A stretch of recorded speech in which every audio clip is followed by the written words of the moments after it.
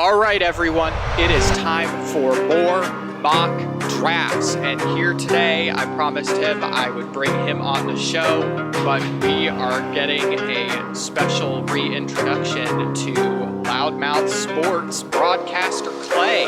Say hello to all the people. What's up? What's up? What's up?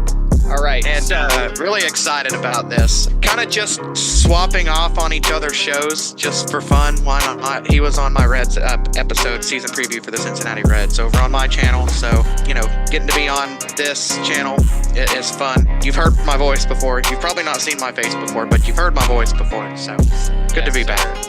And as we all know, it's NFL time. The NFL free agency started fresh today on the day of recording. We're recording this Monday, and free agency basically just started fresh today. So it's time for a mock draft, I would say. Even though moves are being made as we speak. Yes, yeah, absolutely. I think we just get straight into this. So I think we just start off. So Clay, who is going first? I know the Titans have their number one pick in play, but who's going first actually?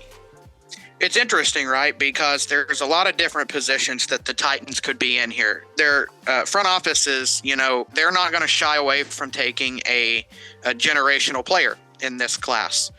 It's interesting, right? Because you hear that and you're like, okay, well, who's the generational player that would be in this class? And, you look at it and there's really only like one guy that I would outright call a generational player, and it's only because of his athleticism, and it's Travis Hunter. All the signs seem to point to the Titans going in a different direction. So are we talking, Abdul Carter? Do they see him as a generational guy? I don't know. I think that I just really, when it comes down to it, those are the two guys that are the closest to generational to me, but I don't think they go with either one. I just, Will Levis has not been the quarterback that they need. But for me, I just don't see, if the Titans stay at one, and I think there's a legit chance they could trade the number one pick, and maybe that's what you have. I guess we'll find out. But for me, assuming they stay at one, I just don't see how they have the number one pick and don't take a shot on a quarterback. Very, very weak quarterback draft class. I think their best bet and the guy that would fit most with what they do is Cam Ward out of Miami, and he is going to go number one here. All right, I hear all that. It all makes sense in my head until we get to the Tennessee Titans front office. There's a bunch of new people there, and I think they're going to sit there at the top and go, oh no, what are we going to do? And freak out. The Giants will come calling, crying, and crapping their pants because they missed out on Jaden Daniels last year. They will come up, give the Titans an offer they cannot refuse that includes their pick at number 3, a first rounder next year, maybe another pick or 2, and Brian Burns. Oh, wow. And they move up to number 1 to take Cam Ward. But so the Giants will take Cam Ward at number 1, not the Titans. So you get to the Browns. And, for a long time in mock drafts that Steven and I shared back and forth with each other, Abdul Carter was the popular pick there. It's interesting, right? Because he's a really great player. He's easily a top 5 player in this class, probably a top 2 player in this class. However, the caveat with that is that most people mocked Carter to the Browns because they assumed that Myles Garrett would not get a big deal. Myles Garrett got the big deal. Is that smoke and mirrors? I don't know about that. What I do think is that they need a quarterback. I'm not set on Deshaun Watson, but they appear to be for some reason, and I don't know why they are. And you have the Giants sitting there at 3. The question is do the Browns want to take that shot on Shedeur Sanders? Or would they rather add another great pass rusher? Here's what I'm going to have them do. I don't know about this being the most likely scenario. In fact, I think the chances of this happening are very slim. What I think that the Giants will do is I think the Giants will come up to number 2. Trading with the Browns, the Giants come up to number 2, and they get Shedeur Sanders. and they give some level of a pick back, maybe like a third-round pick. Remember, you're going up just one spot here. Right. I don't think the asking price for the Browns is going to be a ton. Or I don't think it should be. Maybe a third-round pick and a fifth-round pick, maybe. But the Giants move up here, and they go ahead and they secure their quarterback, while the Browns pick up a couple draft picks to address other issues that they have. And the Browns fall down to 3, and they're going to take Abdul Carter. I know I just gave you 2 and 3, but it was kind of a twofold thing there. But they're still going to get Abdul Carter. They're just going to move down and get some picks out of it. Going to drop back one more. See, I hear that. I think the Giants are going to run the table here because they jump the Browns so hard that they go, oh my goodness, we need a quarterback. And they take Shedeur Sanders. And the Titans go, oh, fantastic. Our generational player that we thought was Cam Ward but is actually Abdul Carter fell right to us. So, Patriots at 4. I think earlier in the process, it seemed like that Teteroa McMillan was a popular pick here.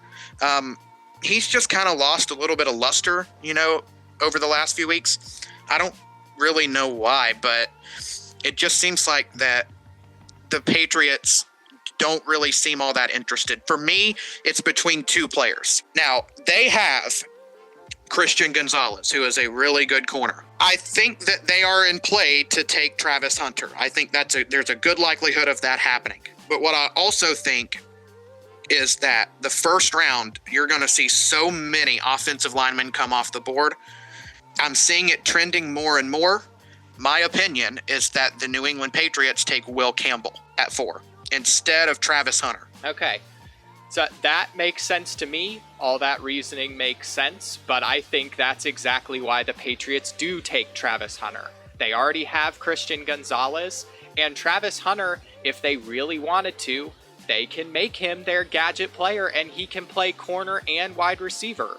Both things that the Patriots do need. So, here's what I'm going to say, because we get to my favorite team, which is the Jacksonville Jaguars. And it's been a joke that Steven and I have shared with each other over the years, that Shad Khan loves drafting his interior defensive linemen. It's funny because the front office, there's a new front office rolling around in Jacksonville too. And all we've heard is that they really want to draft offensive linemen. But then we get to free agency and, they've signed offensive linemen, Chuma Edoga, Patrick McCarry. I don't know about those guys long term, but what that tells me is that Jacksonville is not really bent on taking a guard here. I think they could be in play for Travis Hunter with him on the board, and I think it would be really hard to see the Jaguars pass on him, but I just think it's smoke and mirrors, and I think all along their guy has been Mason Graham.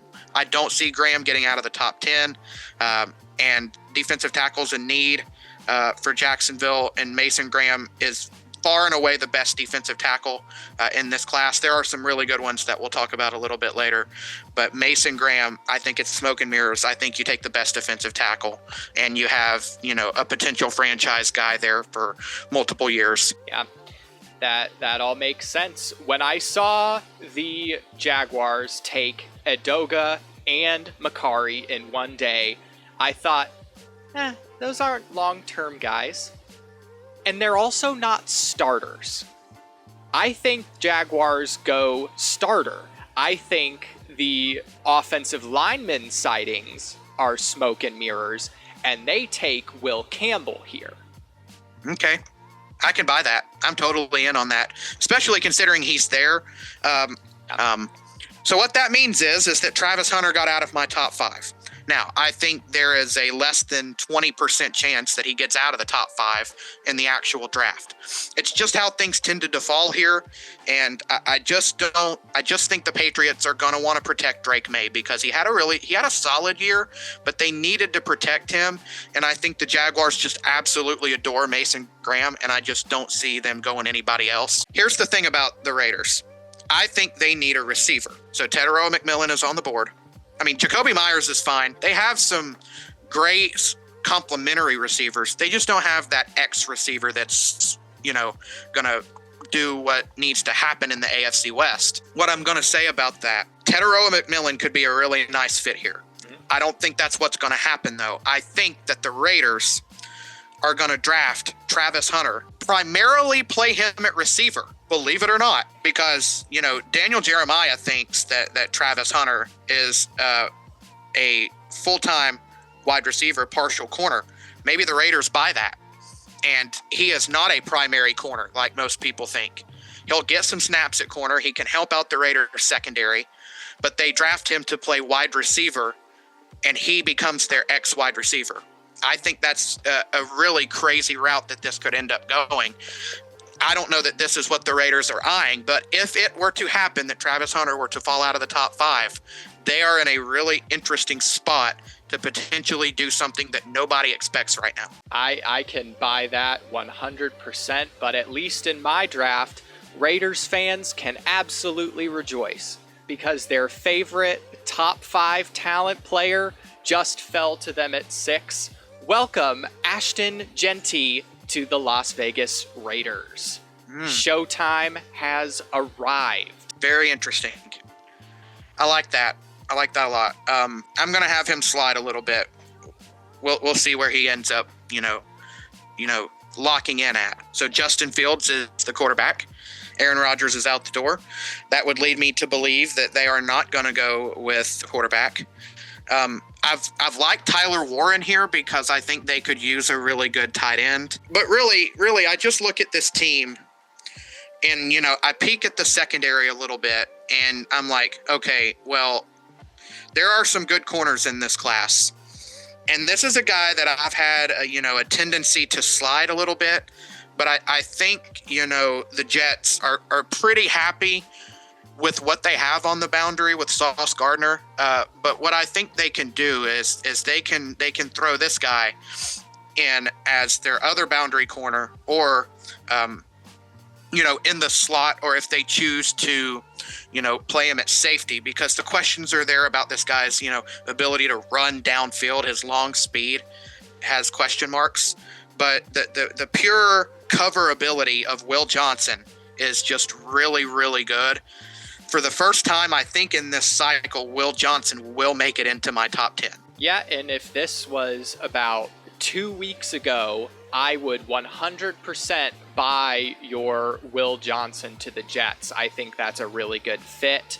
I think that he and Sauce Gardner would make a really good fit. I didn't think they were going to be able to bring DJ Reed back, and they did not, which Will Johnson would make sense for that scenario. And it plays right into what I'm thinking, but they also let go of somebody else. They let go of Davante Adams. And I think the Jets instead replaced Davante Adams with Teteroa McMillan.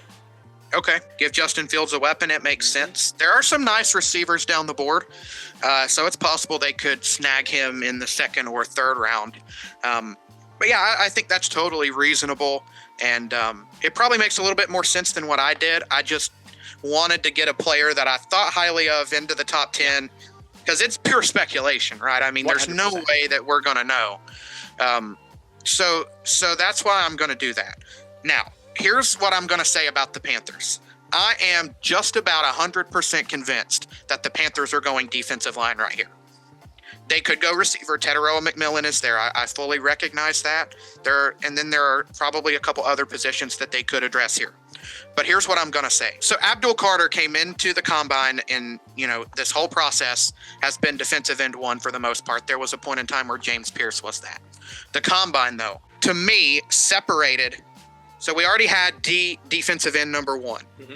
And then you had a whole pile of guys that you had to figure out who's that defensive end to. How do these guys rank out? I think we have gotten a bona fide defensive end number 2, and I think it's where the Panthers are going to go. I've had a lot of guys in this position. I've had a couple of Georgia guys, Jalen Walker, Mykel Williams. I'm going to go with Texas A&M's Shamar Stewart. I think he separated himself as the second best edge rusher in the class in the combine, and I really like him. I think they can play him inside, outside. He's kind of that guy that can go in and out because he's a bigger guy, but he's athletic enough to play on the edge. He is an absolute freak who tore the combine up. And Shamar Stewart is the pick at 8. I can just about guarantee you he will go top 10. I can absolutely see that. I also went defensive line with my Panthers pick. I think that Shamar Stewart is going to do very well. He is exactly what you said. He's an athletic freak. He can play anywhere. But I do think for rebuilding purposes, everybody is looking at the Eagles, who just won the Super Bowl. And they're all looking at them going, oh, it's the Philadelphia Bulldogs, isn't it? I think the Panthers go Michael Williams here. Even though Shamar Stewart may be defensive end 2, I tend to agree with you that he is defensive end 2. I think they go Michael Williams strictly for Georgia pedigree. All right, I think that makes plenty of sense. And, my mindset is kind of in the same boat with the next team. Their division rivals, the New Orleans Saints, I think are in a position to take an edge rusher. The question is which one? For me, there are 3 players really in the running for this pick. I'm going to start with the first guy that I'm going to immediately rule out, and that's Mike Green. Like James Pierce, there are some level of character concerns with him. I don't know that that's really going to hurt him going in the first round. I think both guys probably end up in the first round. But then you have the 2 Georgia guys. You have Jalen Walker and you have Michael Williams. Now, the question is, which type of player do you want? Because for the Saints, Walker is a kind of a hybrid guy, can play a little linebacker, can play a little edge. We'll talk about another guy in a similar boat that might go the opposite way, be more of a linebacker as opposed to an edge. But for me, for the Saints, you just have to ask yourself which player you think is better in my mind, because both of them are really good. I'm going to go with Michael Williams, I think, because it just feels like that he's gotten a lot more steam. And I don't think Walker did anything at the combine. So I think that may hurt him just a little bit, to the point that Michael Williams goes off the board before him. Okay, that makes a lot of sense. I had Michael Williams going to the Saints at one point. I had James Pierce going to the Saints at one point. But I think they are setting themselves up for a perfect opportunity, especially with all the free agency stuff that just happened. They have set themselves up the perfect opportunity to draft Will Johnson right here at 9. He's going to come right back in, fill the spot where Marshawn Lattimore or Paulson Adebo would have been, because he just signed a big deal with the Giants. I think the Saints are set up perfectly to slide Will Johnson directly into their defense. All right, then we get to your favorite team, the Chicago Bears. Yes, sir. Okay, so to me, there are no smoke and mirrors here. The biggest need coming into this offseason, very obviously, was to protect Caleb Williams. Yes. And the Bears have signed a couple offensive linemen, just as the Jaguars have. The difference is the guys that they signed are probably starting. I would easily think that Jonah Jackson ends up being a starter. Yeah. So what I think that means is I think that allows the Bears to say, you know what, we don't have to address this in the first round. I think they still need to draft 1 or 2 offensive linemen in this draft. I just think this allows them to say, hey, we don't have to reach for a guy like Tyler Booker. We don't have to take one of these guys that are probably going to swing out to guard, like a Kelvin Banks or somebody else. We don't have to do that. What this allows the Bears to do is go BPA. And it just so happens that one of the best players available also fills a position of need. And this guy is a top 5 player. And his name is Ashton Jeanty. Yeah. So the Bears are going to get Ashton Jeanty in this mock. I just, they could go with a tackle, like an Armand Membu, I think, is in play here. Maybe they think Kelvin Banks is a tackle. Maybe they reach for Josh Simmons and say, you know what, we're not so concerned about that ACL injury that he had at Ohio State this past year. Maybe we like him. I think that's totally in play, but you just can't pass on a guy like Jeanty when he falls all the way to 10. I just don't see it. No, absolutely not. I 100% agree with that. I think if Jeanty was still on the board for the Bears on my side, they would absolutely 100% take him. But I think for the Bears, they are still in BPA mode. But what they're going to do instead is take Shamar Stewart here. They will take Shamar Stewart, make him an absolute monster across from Montez Sweat because of those offensive lineman signings. What do you know about the 49ers wide receiver room? Well, what we do know is that Deebo Samuel has requested a trade. Has he been traded at this point? I can't remember. There's been so much happening. Has he been traded already? He has. He went to the Commanders for a 3rd-round pick, I believe. Okay. So that, who does that leave? That leaves us Brandon Ayuk, who it appears they're going to keep him. And that leaves Jawan Jennings. Who else am I missing out of that wide receiver group? Ricky Pearsall. And that's it. Chris Conley, if you want to add it. Do they go receiver? Yes, I think they go receiver here. I think, offensive line could be in play. I think that's legit as well. And you know what? The receivers probably need to draft a couple. I'm talking myself into it. Offensive line's a big need. Receivers, there's a couple guys here. Tetero McMillan's here. Luther Burden's here. I think they could go receiver. I wouldn't put it past them. They've drafted first-round receivers before. But I'm going to draft for need here. And I think the best clear guy that's going to stick at tackle is Armand Membu. And I have to go with him here. Okay. I can agree with that. I think they have left a massive hole at receiver that I think the 49ers are going to want to fill sooner rather than later. I do think this is where they are going to take Luther Burden. I think they'll be able to get an offensive lineman. Maybe they trade up at the end of the 1st round or to the beginning of the 2nd round to get a top flight guy, because there's lots of good offensive linemen in this draft. You just have to pick your spot where you're going. But I do think the 49ers are going to take receiver and try and fill Deebo's space sooner rather than later. All right, so this next pick is just kind of, it makes way too much sense for this not to be the pick. So for the Cowboys, Zach Martin retired this offseason. I mean, he was an all-pro guard. The guy was incredible his whole career in Dallas. You can't just not do something about it. It would appear to me that Kelvin Banks is likely to move to guard. They would have had to have gotten a great look at him. He played at the University of Texas. Mm-hmm. I just don't see now. If Ashton Genty's on the board, I have a hard time believing they'll pass on him. But in this mock, he's not on the board. I just don't see at that point how they don't take, Kelvin Banks or Tyler Booker. But I think they won't want to reach for a guy like Booker when they can get a guy like Banks. I think they go with Kelvin Banks. Yep, and I will actually second the Kelvin Banks pick 100% for the exact same reasons. I think if they really wanted him to, they could have him play tackle. They don't need him to. They need a Zach Martin filler. I think Kelvin Banks is the best one they've got. So that brings us to the Dolphins, correct? They're in an interesting spot because they too need to protect Tua. But the problem is I'm not sure that it's worth taking the linemen that are currently on the board. Maybe Josh Simmons.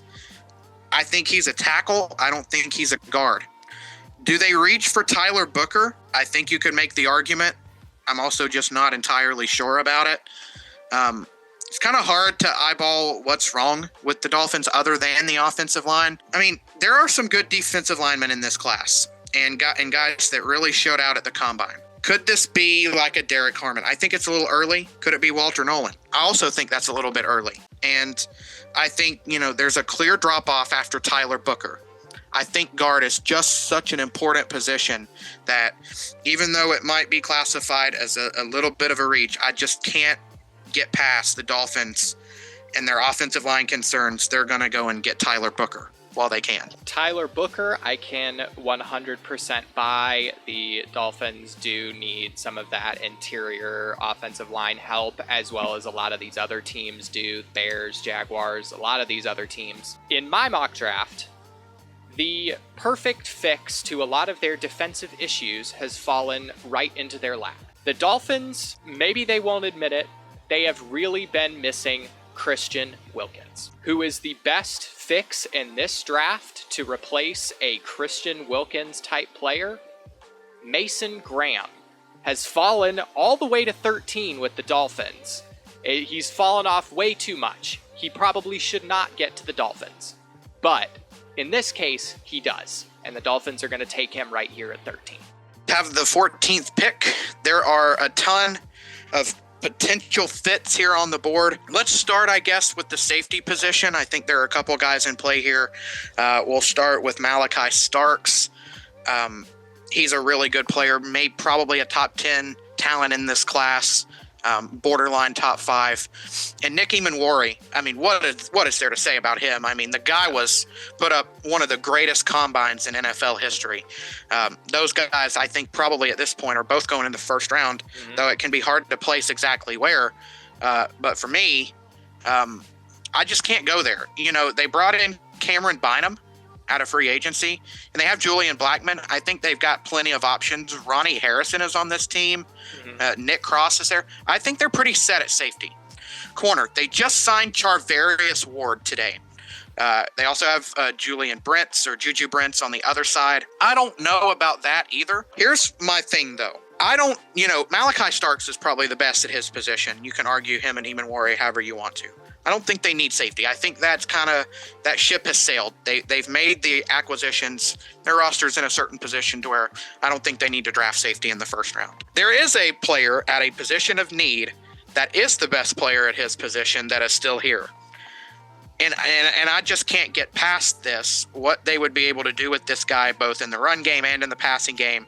They got to take Tyler Warren out of Penn State, the tight end, in this case. I can 100% buy that. That is also who I have the Colts taking right here. There was a bit of debate, I think, early on in mock drafting for lots of people whether the top tight end was going to be Tyler Warren or Colston Loveland. I think Tyler Warren may have ran away with it a little bit, and the Colts are the very first team that could really use a tight end.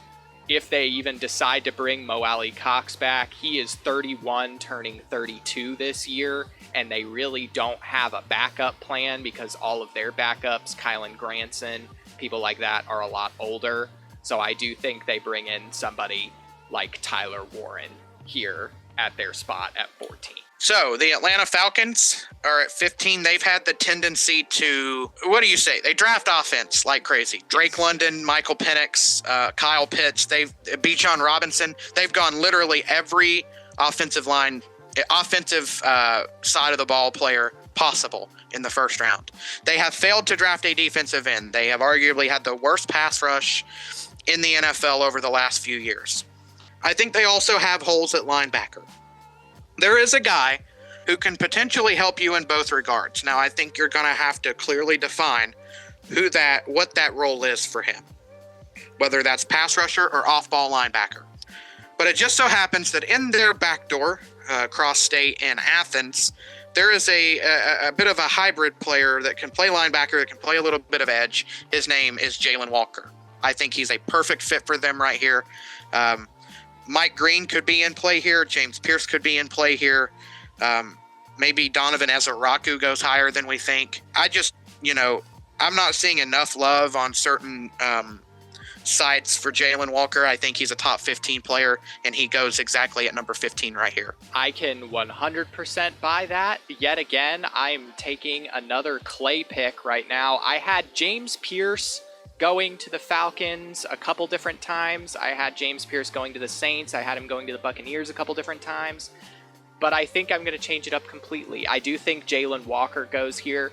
They have been aching for a really good run, edge defending linebacker.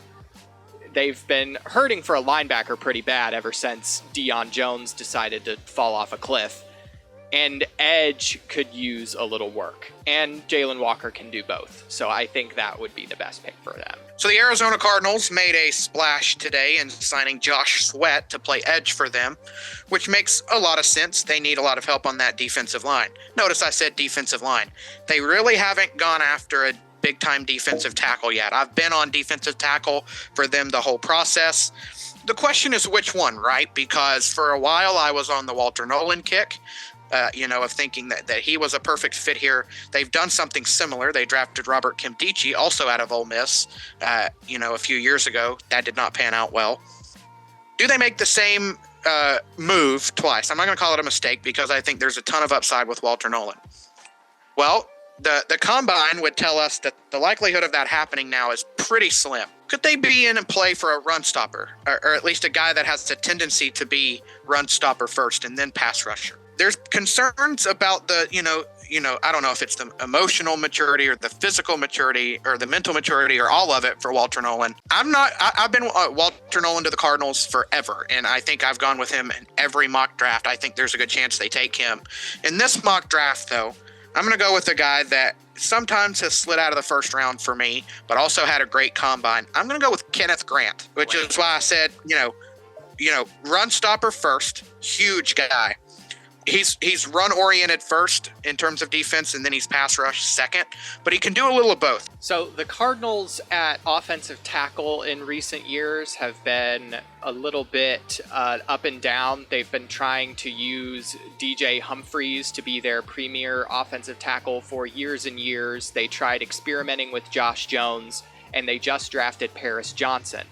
I think they attempt to fix the other tackle position, and I have the Cardinals selecting Armand Membu out of Missouri for this spot. I think they could use a defensive lineman, but I think the defensive line prospects are just deep enough. Maybe the Cardinals can go after Tuimoloau or Sawyer in the second round, and I think that's the option that they go. I think they take Membu now and wait for a defensive lineman in the next round. So, Cincinnati Bengals. For me, there was a lot of talk about them, potentially taking a receiver. This was very early in the process because, the status of the receivers long-term was a bit of a question. I don't really see that being the route that they go here in this draft. So then there was a little bit of a kick on them potentially taking one of the safeties, whether that's Eamon Worry or Malachi Starks. But I also don't see that happening. I think their group of safeties is pretty good. They still have Geno Stone. Their safety group is passable. But what they did lose this offseason was a big-time piece off of their defensive line. Sam Hubbard is gone. You're looking at defensive end. A lot of these guys are off the board. Abdul Carter is gone. Shamar Stewart's gone. Michael Williams is gone. Jalen Walker is gone. So that brings you to Mike Green and James Pierce. The media is trying to create some level of a disdain for James Pierce, and I don't really understand why. I know he's not a fan of the media, so that's going to be one of those deals where it's like, oh, well, he doesn't like us, so we're going to slander him. I've not seen any legitimate proof that there are legit character concerns here. I'm not saying there isn't. But what I do know, the man ran a 4.47 at the combine. One of the greatest athletic scores for any defensive end of all time. Montez Sweat probably up there for the best. I just don't think James Pierce gets beyond the Bengals right here with Sam Hubbard off the board. He's just the most in-your-face athletic defensive end left on the board. I'm going to James Pierce right here. Call it a homer pick if you will. Fan of the University of Tennessee. You can see all the Tennessee stuff behind me. I'm on the record of saying that I think his range starts right here at 17, could go all the way up to 40 or 42 potentially. So I could see him slipping out of the first. I just think the need right here outweighs everything for the Bengals. Yeah, I can buy that to a certain extent, but here's a thought experiment that I am going to give you, Clay, in accordance to this Bengals pick. How do you cover one of your offensive bases while using defenseman aura? What do you do? That's a wild question. You do this. The Bengals reach slightly and draft Emeka Egbuka right here. They get 1, T. Higgins insurance, and 2, he's an Ohio State kid, much like Sam Hubbard was. He will fill in the Sam Hubbard to Ohio State to Cincinnati role that everybody in the city of Cincinnati loves him for. I think they go hometown here and take Egbuka. Maybe way early, probably way early, but they take Egbuka here. Seattle. Boy, what an offseason this has been Gosh. for Seattle. So they trade DK Metcalf to the Steelers. Tyler Lockett's out the door. They moved Geno Smith to the Raiders. He's gone. And then they signed Sam Darnold. They still need offensive line help. Most of the offensive linemen are off the board, and plus their front office doesn't like drafting offensive linemen, especially interior offensive linemen in the first round. Banks and Booker are off the board, and they lose their ex-receiver in DK Metcalf. It just so happens that an ex-receiver has slid all the way down to 18. They're not going to take Luther Burden because he's stylistically a clone of JSN, and they already have JSN. Mm-hmm. This is where Tet McMillan goes. Oh, what a drop for Teteroa McMillan. Man, oh man. This is where Tet McMillan ends up falling. He is the direct replacement for DK Metcalf. I can buy that with almost 100% accuracy. I think DK Metcalf is a fun receiver to replicate, but I think longevity-wise, the Seahawks are going to want to get a receiver that's a little more Tyler Lockett. In that case, I have the Seahawks taking Matthew Golden here. I like that. Matthew Golden had an incredible combine. He 100% did. I don't have them reaching this hard for a quarterback. I don't think like a Jackson Dart or a Quinn Ewers goes this early. I think they could get one of them in the next round if they really wanted to, if they don't think Sam Darnold's going to make it through all 3 of those years. But I think they are going to draft Tyler Lockett's replacement instead of DK Metcalf's with Matthew Golden. Okay, so Buccaneers. I'm between 2 players, and it's pretty obvious to me. They are in a similar spot to the Falcons in that they could use a defensive end and a linebacker. There is another guy that is probably a little bit more linebacker oriented than pass rusher, but he was, recruited out of high school as a pass rusher and did a little bit of pass rushing at the University of Alabama. His name is Jahad Campbell. The other guy that I was thinking about is Mike Green because the talent speaks for itself. Character concern, sure. Do you really think Mike Green slides out of the top 20? I really find that hard to believe. But you look at the sheer upside of Mike Green and the fact that pass rush is probably a little bit bigger of a need. I just don't see the Buccaneers letting Mike Green slide out of the top 20. So I'm going to go with Mike Green. Yeah, I can 100% buy that. I went in a slightly different defensive direction because I think the Buccaneers have a pretty massive need on the back end of their defense. A lot of their safeties are getting a little older. Their younger safeties are not quite there yet. And I think to bridge the gap, they're going to want to take either Malachi Starks or Nick Emanwari. I don't think they pick Nick Emanwari here because his upside's fantastic, but they might be reminded of Obi Melifonwu. I don't think that anybody in their front office was involved in drafting him or anything like that, but the signs are a little similar. It's a borderline first-round safety, blows up the combine, does really well, and that was his career highlight. I don't think Emanwari's going to do that, but I think the Buccaneers might be scared of that, so they might go for a little more bona fide of a starting safety in Malachi Starks. I think that makes sense. I was actually thinking about him for the next pick, which belongs to the Denver Broncos. I think the Broncos are going to love what they're seeing on the board right now because there are a lot of guys that are here that they could be in on. I mean, how confident are you with Adam Troutman as your lead tight end? Probably not. There are a ton of positions that I think the Broncos could upgrade. Safety is a huge problem. Brandon Jones starting at strong safety. Probably cool with Talanoa Hufanga at free safety. You got Pat Surtain, Riley Moss. Probably pretty set at corner.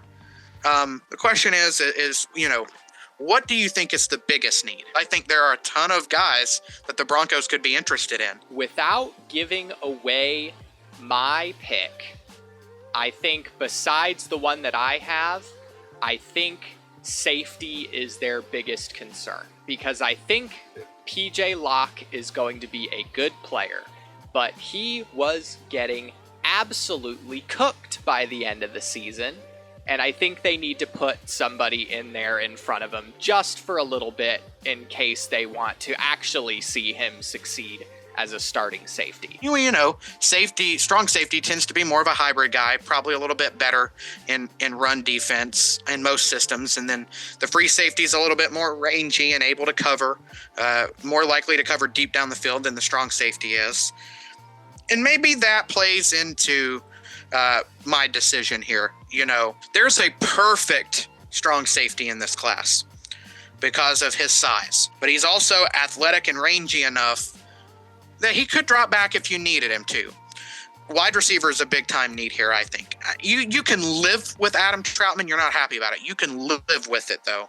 And you can get a tight end later. I think there are some really good ones later that don't sneak into the first, like Arroyo, Helm, Mason Taylor, Harold Fannin. There are plenty of tight ends that the Broncos could get later that I think would start over Adam Troutman.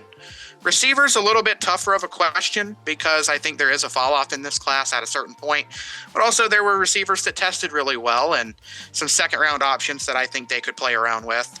That's why the perfect pick for the Denver Broncos right here, given where the roster is, the first safety off the board is Nick Emanwari. Okay. Very nice. I can definitely see that. The Broncos have a pretty dire need at both safety positions, so that makes a whole lot of sense here.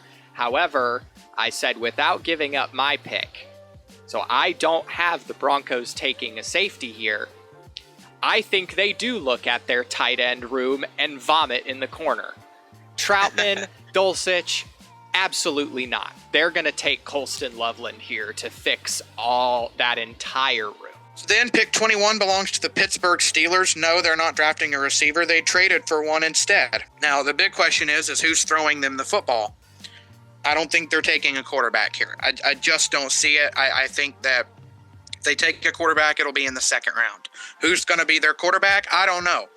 The funniest thing on planet Earth would be to see the Steelers sign Aaron Rodgers. That would be the funniest thing I may have ever seen. That would be fantastic. That would be the funniest thing.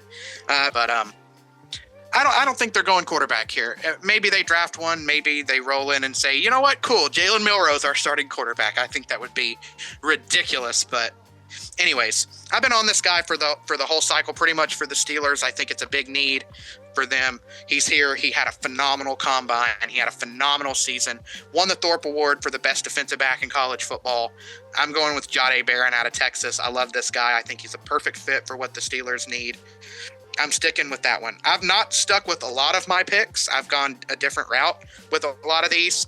I'm not going to go a different route here. Jahdae Barron's a first-round lock at this point for me with his combine. He may even be a top 20 player at this point. I can 100% second that. I had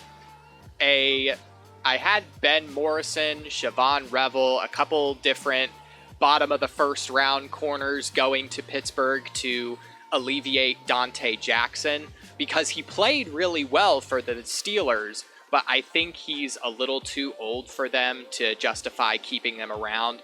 They're also the highest paid defense just across the board, so they're not going to be able to afford paying a bunch of people too much more.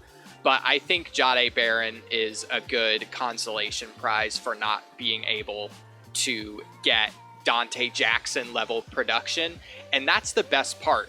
Is I think Jahdae Barron has a good shot of being the best corner in this class, and Dante Jackson's play level might be his floor, not his ceiling. So, Chargers have the next pick. I'm debating on something here because I've heard a lot of talk recently. I'm trying to decide if I want to do it or if I just want to do the pick that makes way too much sense here. What I do know is that Justin Herbert has been trying to do his best over the last few years to really no avail. He just doesn't have any help. The Michigan connection for me is just a little too strong. I think it's got to be Colston Loveland here from Michigan. That is a really good pick. I had Colston Loveland, Tyler Warren. I had a couple different tight ends roll into the Chargers spot. I had a receiver in there at one point, but I don't think they go with any of that. I think they go running back later. I think they go tight end later. I think they could go Harold Fannin or somebody like that in a later round. They could get Quinshon Judkins, Caleb Johnson, DJ Giddens. They could get any of those guys later. You can't get Derek Harmon later, can you? I don't think they let Derek Harmon get past them right here, and he will fill a hole right in the middle. I don't think they need anybody to take Joey Bosa's spot. I think Tuli Tuipulotu has already done that. I don't think they go edge. They go right in the middle with Derek Harmon. Okay. Interesting. The Green Bay Packers. I was looking at their offensive line. They made a signing today, Aaron Banks. Mm-hmm. Jordan Morgan now goes to the bench. This team is actually, to be quite honest with you, is absolutely stacked. Mm-hmm. Really kind of tough to find a position of need for them. Is it corner? You could make that argument. Jair Alexander's still there. Keyshawn Nixon, Eric Stokes. You look at the rest of their secondary. Evan Williams, Xavier McKinney, Javon Bullard, Katan Oladapo. They're stacked there. They're also pretty stacked on the defensive line as well. I really struggle to find a spot for them to make an upgrade. But what I can say, if they're going to be signing Aaron Banks, that tells me that they're not convinced that Jordan Morgan is a starter. But he's not the Green Bay Packers offensive lineman that I'm convinced is not a starter. I think he's upgradable. And what I do think is that Josh Simmons is a much, much better tackle than Rasheed Walker. And Josh Simmons is the pick here. It's really hard for me to pinpoint it. I've heard corner a lot for the Packers, but at the same time, it's like, yeah, sure, but at the same time, they have a lot of bodies that they've spent a lot of high picks on. I'm just not so sure about it. I think they have an ability to upgrade here, and I think they go with Josh Simmons. I think the Packers would do just fine with an offensive lineman. I think you're absolutely correct. Every position that they've got is pretty good. Everybody's stacked. The one oddball that I can see, though, with this new system that they run in Green Bay of actually having young talent and talent that develops, I don't think that Green Bay is convinced that Lucas Van Ness has been developing very well. I think they go with somebody like Mike Green here. Interesting. That's the first time I've seen him get mocked. Yeah, it's a little out of left field, but I'm not sure if the Packers are convinced that Lucas Van Ness is going to make it all the way. He may be used as a good rotational pass rusher. I think that's what they're going to use Mike Green as initially, but they're going to rotate them through that edge rusher spot next to, or on the opposite end of Rashawn Gary, and see which one of those guys pans out. And I think it's going to be Mike Green. Yeah. So you get to the Minnesota Vikings, and there are a couple positions that I'm looking at here, one of which has been talked about, and I've seen players get mocked. You look at the secondary, it's a little older, but I think they can work with it for another year, so I'm not really convinced they'll be going anywhere in the secondary. Offensive line, I think, is okay. Blake Brandell at left guard is a little concerning to me, mainly because I have no idea who he is, but he played beyond that, well, to be honest. You're probably set at tight end with TJ Hawkinson and Josh Oliver. Pretty set at quarterback because J.J. McCarthy they drafted last year. It's going to be his team. There are two positions that I did not mention, though, and that's wide receiver and defensive tackle. I'm a little concerned about both of those positions because what do we have that happens if the Minnesota Vikings lose Justin Jefferson to injury? They're in trouble. But at the same time, Jerry Tillery is starting at defensive tackle for them at the moment. I'm going to go defensive tackle. You can't be starting Jerry Tillery anymore. I'm going to go with Walter Nolan, I think. Mainly because of the upside. Maybe we don't see it immediately, but sometimes we see really great players develop via baptism by fire. That's exactly what the Vikings will have to do with him. Ideally, that's not what you want to do, but to extract that full potential, I think they go with Walter Nolan. Okay. So I think that the Vikings have the same idea of building their secondary that a lot of other teams have. They want big guys, they want rangy guys, they want athletic freaks. A lot of their secondary has been leaving in free agency. Not a lot of them have been coming back. I was going to pick this player to come to Minnesota, whether Cam Bynum was going to stay or leave. And now we find out he's leaving, which is the perfect opportunity for the Vikings to take Nick Emanwari here to play alongside Harrison Smith. Okay. I think that makes total sense. I think they are similar players in certain regards, but Emanwari, we saw the athleticism. He could probably take care of free safety, probably want Harrison Smith playing more in the box later in his career, not expecting him to cover deep down the field like he used to be able to do. So I think that's reasonable. The Houston Texans, okay, they lost Stephon Diggs. They also have a big-time need at guard.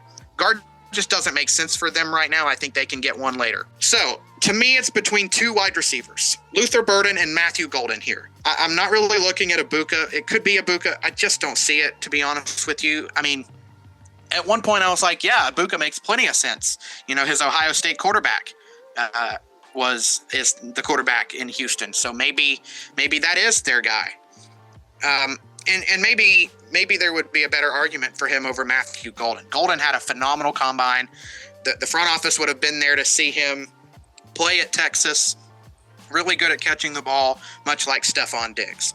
But if you really want to stylistically replace Stephon Diggs, Luther Burden's your guy. I don't see them drafting Matthew Golden or Emeka Egbuka over top of Luther Burden if Burden is still there. In this case, Burden slips to 25. I've not seen him slip this far at all, but in this draft, he just happened to do so. And Luther Burden is the pick here. Yeah. So with the Texans, they need some pretty massive help on their offensive line. Kenyon Green did not work. Laramie Tunsil has just been shipped away. I think what they are going to do is exactly the opposite of what you said. Can they get a guard later? Maybe, but they're going to take Tyler Booker now. Yep. Yeah, if he's there at 25, they just have to take him, I think. Mm-hmm. You know, I know they're not happy with their wide receiver room, but they can get some decent receivers in this draft that they can develop. I think that would become a position of concern for them. But yeah, I think that's totally reasonable. I think the Rams are in a really interesting position here. I think that they would like a guy like Josh Simmons, but he's not going to be on the board here. Maybe they could be intrigued by a Gray Zabel potentially to play guard for them. But they're in a unique position here to get what I think is the best off-ball linebacker in this class. They could use a linebacker, and I've seen this start to happen, you know, over the last few hours, ever since they acquired Devontae Adams. I'm going to go with Jahad Campbell right here. That's a solid pick, especially considering a lot of their linebackers were leaving in free agency. I don't know how many of them they're going to bring back. But you did already mention my Rams player that they're going to take right here. They are going to take Josh Simmons here. And whether they wait on his ACL tear or not, I think he's going to fill into Joe Noteboom's spot because they brought back Alaric Jackson already. I don't think they're going to be able to do it with Noteboom as well. Yeah, I think that's totally reasonable. That's been a pretty popular pick of mine over the last little bit. So I totally agree with that. All right. So there is a trend that tends to happen every year where there is that one first-round pick where you're like, where did that come from? The Ravens are going to be the recipients of that in this case. They're in a fun position, right? Because a lot of people have been like, all right, well, if the safeties start to fall, Malachi Starks gets to them, how do you not take him? I just look at their defensive back room and I'm like, man, I just don't find a spot for Malachi Starks. Where I see the biggest issue is there is a lack of depth up front on the line of scrimmage. They've got perfectly good starting players, right? You know, I'm looking at, if I can find my place, I'm looking at Nnamdi Madubuike. He was a third or fourth round pick of theirs. Travis Jones, they drafted. Michael Pierce is still kicking around. Broderick Washington. I'm not so set on Broderick Washington there, but you're talking nose tackle, 3 tech, 3-4 defensive end. And a guy that I think could do this for them. It's kind of out of left field, but I think that this guy could be particularly good for them. And he's kind of started to rise up boards lately. I'm going to throw this out there because I've not seen this anywhere else. The Ravens are going to draft Darius Alexander out of Toledo right here. Okay. That is devastating the Philadelphia Eagles. Yes. Who are eyeing him at 32. I'm sure they will be. Yeah, that is quite the wild swing, but I can 100% see it. I think that the Ravens definitely need some defensive help. I don't think they like Tre'Davious White at slot corner. I think they like him as a backup cornerback at the very best. And I really don't think that Marlon Humphrey will be lasting on the Ravens for too horribly much longer unless he comes back with an all-pro season. So I think they're going to take a little bit of an unorthodox left field pick in corner Ben Morrison here at their spot. I think he can fill in at a couple different areas. I'm not sure if he profiles as a slot corner best, but he can definitely take the edge off of Marlon Humphrey because starting Brandon Stevens and Tre'Davious White across from him has not done the Ravens very many favors. I think that's totally reasonable. And you just give yourself a little bit of room to play with there at corner. If Tre'Davious White is just done at this point, we'll see. We'll see what that ends up looking like. The Detroit Lions. I think they want an edge rusher. But the problem is I think they would see a guy like Nick Scorton or Donovan Azaraku as a little bit of a reach at this point.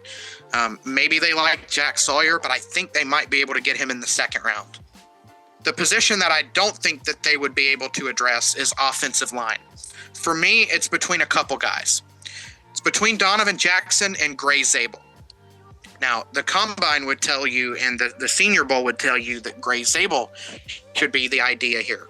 I kind of think that Zabel ends up slipping out of the first round. I could see him going as high as like 23 or 24 to the Packers or the Vikings maybe. But I think he's probably an early day 2 guy.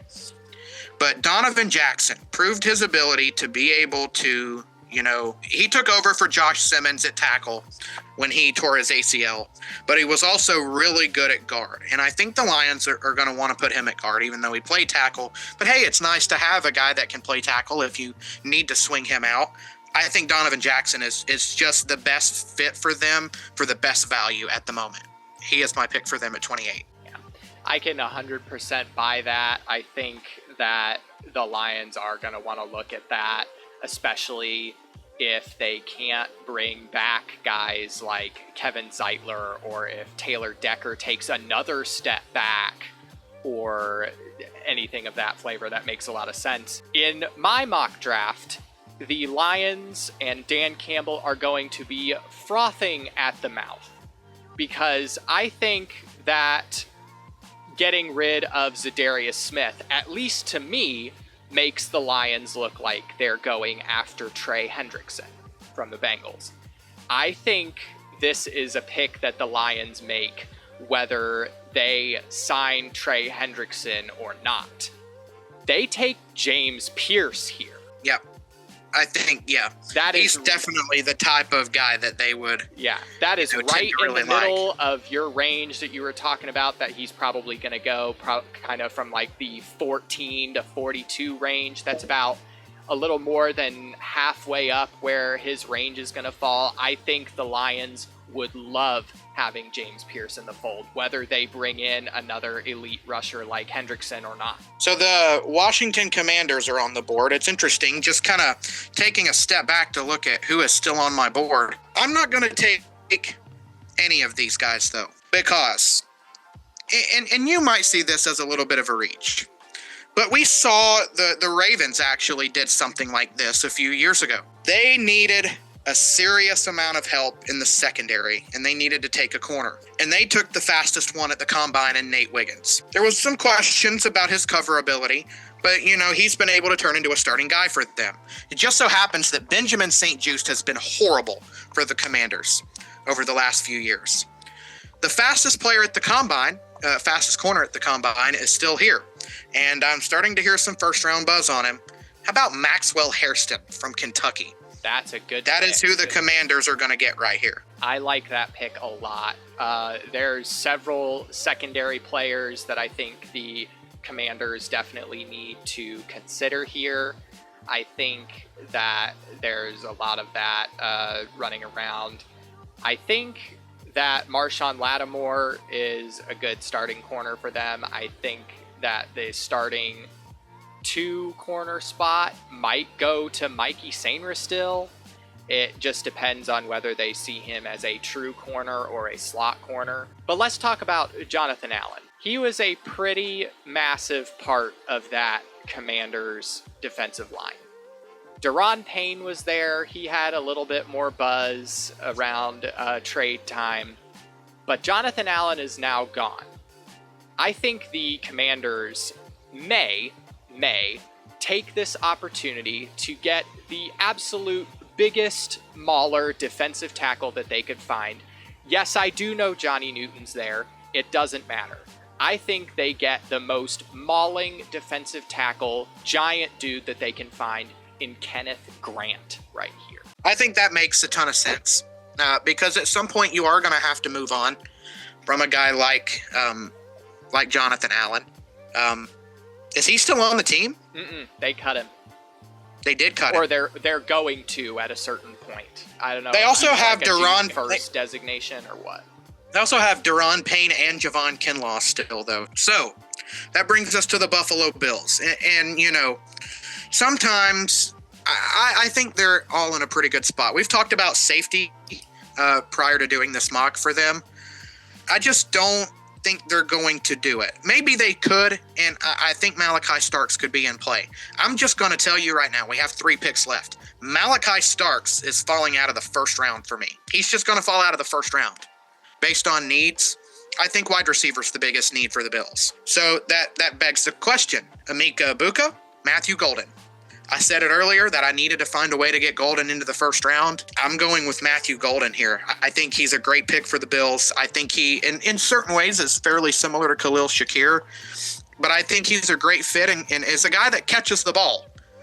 And the Bills are going to need those big plays and a sure-handed receiver, you know, to continue their quest to get to the Super Bowl and eventually win one. They're going to go with Matthew Golden out of Texas here at All 30. right. So in previous Bills mock drafts that me and Clay have done, I have given the Bills a couple different interesting players and a couple different reasonable players. I had them taking Donovan Jackson here at certain points. I had them taking Mike Green. There's a couple different people that they could go with here, but I am going to stick with my most interesting one.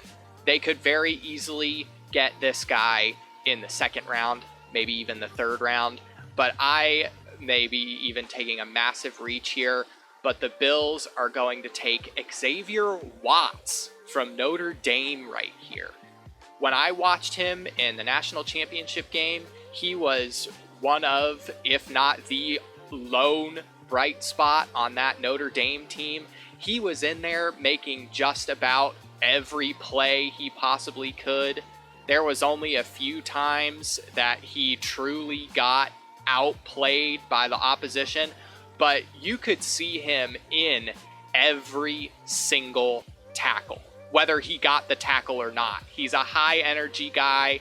He's going to make the most of whatever minutes that the Bills give him, and he will be in on every tackle. Nice.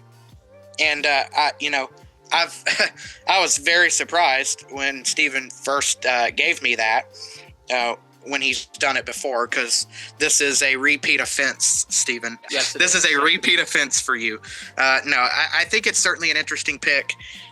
I've not heard enough first round buzz on him to say that would happen. It just feels like too much of a reach. But then again, a few years ago when the Seahawks took Jordan Brooks, did we really hear any first round buzz on him? No. Can't say that we did. And he turned out great for them. Let's get to the Kansas City Chiefs. And to me, this is starting to become a pretty consensus selection for them based on what we saw in the Super Bowl. And given how this guy performed at the Senior Bowl, I didn't really pay attention to his combine performance if he was there. A lot of guys weren't on at the combine this year. But every single mock draft that I've seen over the last few weeks has had the Kansas City Chiefs selecting Oregon offensive tackle Josh Conerly. I just don't see how it's not him. I've heard that he was the best tackle at the Senior Bowl, and a lot of folks see him as the best tackle in this class. I think that's a stretch. I think Mimbu and Simmons are each better than him, but I just don't see how the Chiefs don't go offensive tackle here and take Josh Conerly. Yeah. I can see the Chiefs taking Conerly here. I could see them maybe taking a Donovan Jackson, fixing up the offensive line. I could even see them. I've had them taking Wyatt Milam before and fixing a guard spot, especially because they traded Tooney away. But I have the Chiefs fixing another position, another guy that I don't think they're going to be able to bring back. Derek Noddy plays a pretty pivotal role on the Chiefs defense. I don't think they're going to be able to bring him back. So I have the Chiefs bringing in Tyleik Williams to the fold. I think that, like I mentioned earlier in the video, I think Tui Moloau and Jack Sawyer got a lot of the buzz for at least the Ohio State team, maybe not the NFL draft as a whole. But for the Ohio State team, Tui Moloau and Sawyer got a lot of the buzz, while Tyleik Williams was very under the radar as compared to a lot of other guys, but he did his job and did it correctly every single time. Yeah, fair enough. So we get to our final pick. There are a lot of intriguing names on the board. We saw how good they were in the Super Bowl. I don't see them needing Emeka Egbuka. But what they did lose is Milton Williams. And while Darius Alexander is his clone, basically, and I think that's the guy the Eagles want, Derek Harmon can get the job done. And Derek Harmon fits a need, maybe not the most perfect fit, body type wise or position wise, but I think the Eagles would be all right with him as a consolation prize if they're not able to get Darius Alexander for whatever reason. So Derek Harmon completes my first round. All right. And then for my final pick, there were a couple different options that I wanted to see play out. I wanted to see if the Eagles were going to bring back Zach Bond. Were they going to bring back Milton Williams? Were they going to bring back Mekhi Becton? Because that was going to be entirely what I would focus this first round pick on. Milton Williams is the man out in this case, so I think Josh Sweat's also gone. So Josh Sweat is also gone. Yes. He could be a legit play. Nick Scorton. I didn't even mention Nick Scorton. Nick Scorton could be a play here as well. That is who I will go with right here, is Nick Scorton. I think that there is a little bit of intrigue and rawness to his play a little bit, but that's the best part about the Eagles is because they're about 2 or 3 guys deep at every position, so they can afford to take a player and mold him into a Eagles, Georgia Bulldog, Texas A&M hybrid monster behind everybody else in case they lose someone else, in case something like Josh Sweat gets swept off somewhere else or Milton Williams. Nick Scorton can be there as the third guy and then the second guy, but he could have already been a starter on another team. But on the Eagles, he's the third guy. That is the end of the video. Thank you all for coming by Second Level Sports today. Thank you, Clay, for joining us on the show.